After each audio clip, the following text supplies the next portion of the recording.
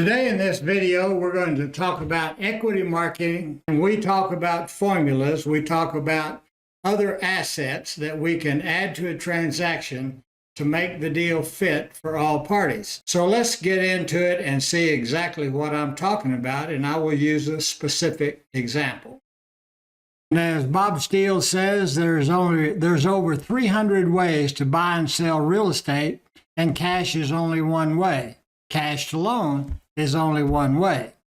In most of the transactions that we see, it's about the benefits.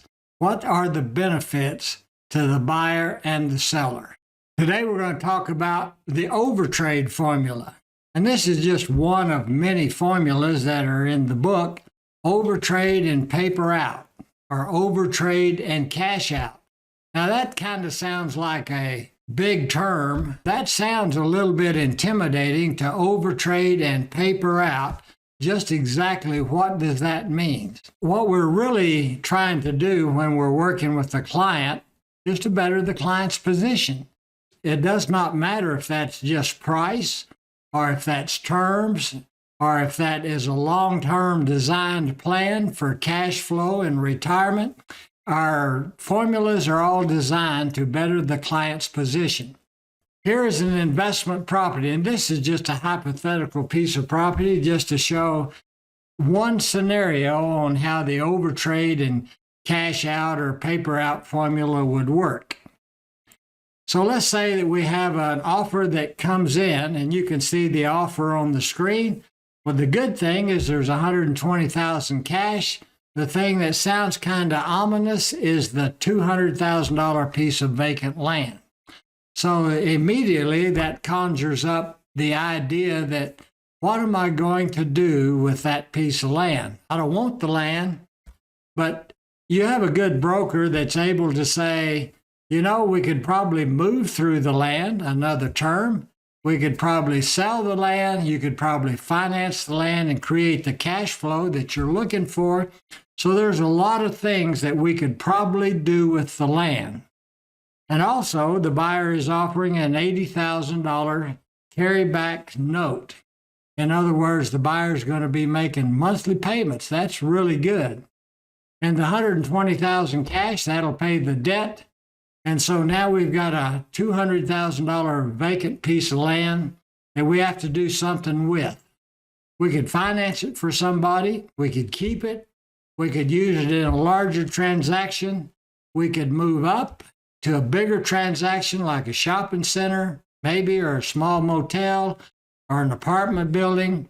That land is an asset with equity that can be traded and moved and leased and sold on payments. So there's a lot of things that you can do with that land. So let's talk about the Overtrade formula. Here's the Overtrade. I've got a $200,000 piece of land. I've gone out and I've found a small rent house that I would like to buy. And so I draw up an offer that says, I'll give you $150,000 for your rent house. Maybe that's full price.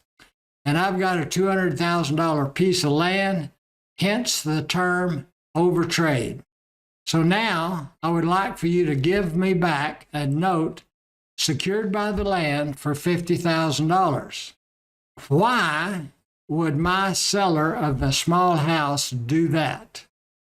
Well, maybe the seller of the small house has always wanted a piece of land.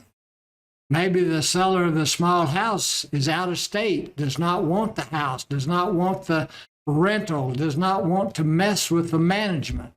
There's a lot of reasons why somebody would be interested in taking that vacant land. It just sat there. Maybe the seller of the small rent house could take that vacant land and finance it for somebody, or use it for a bigger transaction. So there's 1,000 different ways that you could probably use that land. And it's not a dead asset by any means. It is a good, viable asset. So why not just a traditional sale?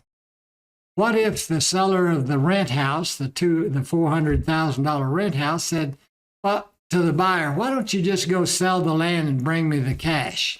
That's a question that's asked a lot of times. Why don't you just sell the asset and bring the cash? Well, that defeats the whole purpose of using the asset to move up in value and not pay tax. In other words, the 1031 exchange process.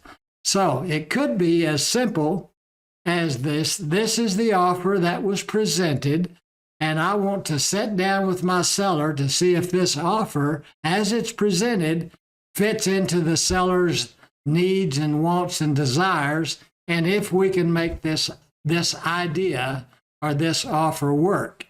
And so I think as brokers that our job is to present every offer to the seller, no matter what it looks like, and let the seller, the client, make that decision to take it or not take it.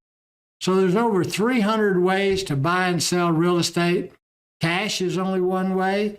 Cash alone is only one way. And cash is liquid, but there's a lot of different ways to put a transactions together. And I would look at every transaction that come in, and the Overtrade formula is a very viable formula. So thanks for watching.